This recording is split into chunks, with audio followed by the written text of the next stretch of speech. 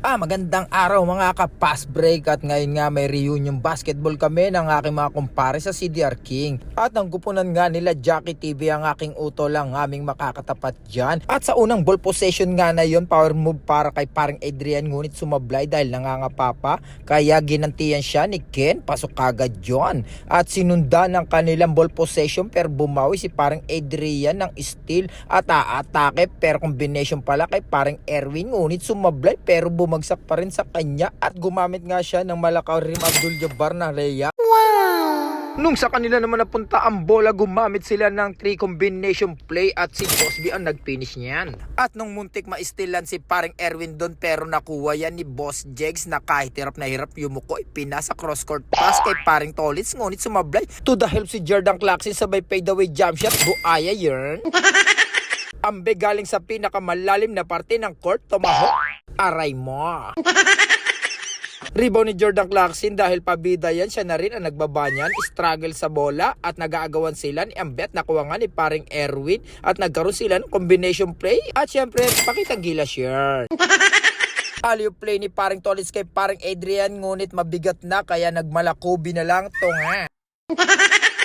Pero dati ginagawa niya talaga yun. Kaya nung nakuha na nila ang ball possession, si Ambe ay hindi nagdalawang isip ngunit sumablay, rebound pa rin nila, 3 laban sa 2 at sa pangalawang sablay nila hindi na makakapayag si Boss Jigs dyan para hindi ipakita ang kanyang power rebound at dali-dali niya ring ipinasa kay Jordan Clarkson yan. Stop and pump shooters yan.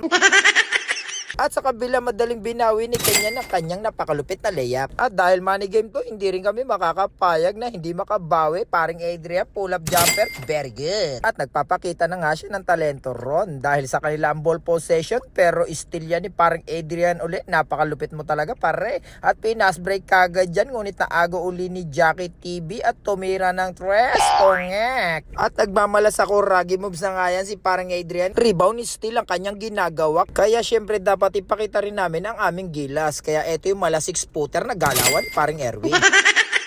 Nung nahawakan ni Boss B ang bola, smart play, napakabilis ng mata, nakita kagad si Ken sa ilalim doon. Ang lalim ng dukot galing sa bagang. Jackie may dala ng bola, crossover sabay behind the scene na pasa. Aray ko. Nagmala point guard, paring Erwin, alley-oop play, tip in, ngunit hindi na nakaya ni paring Adrian yun. Dati kayang-kaya niya yun. At nauwi sa turnover, pass break, Boss B, very good. Jordan Clarkson, natanaw si paring Erwin, libre-libre, ngunit sumablay. Boss Jegs, ang taas ng lipad, tip in at mapalad na nakuha ni Jordan Clarkson, kaya nagpakita ng malakobi move na pull-up jumper, buaya yan.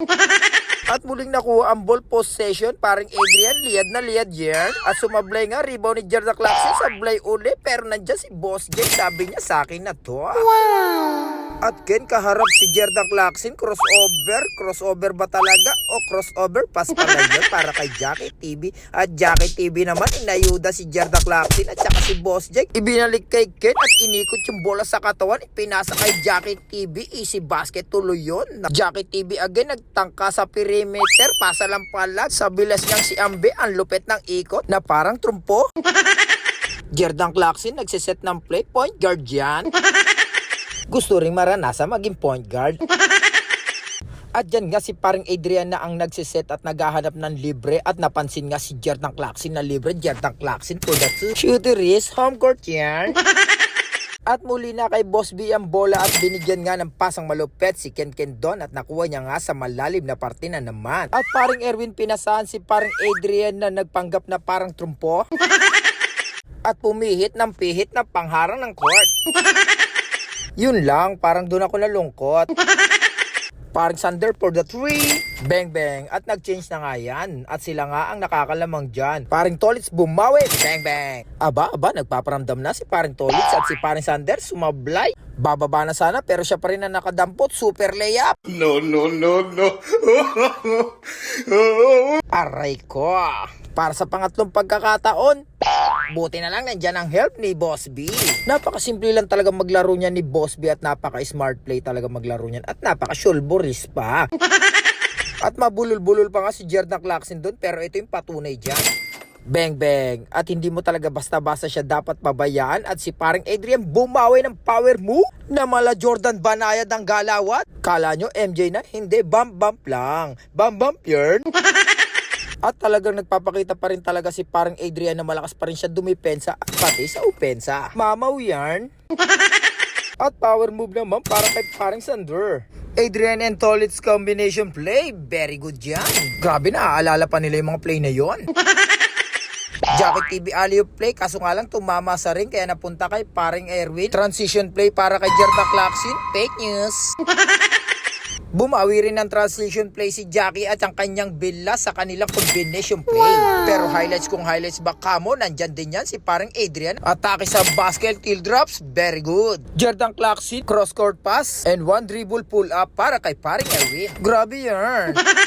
Pero ang babawi pero hindi pala rebound ni Jackie at napunta kay Boss B. Simpleng shot na naman para kay Boss B.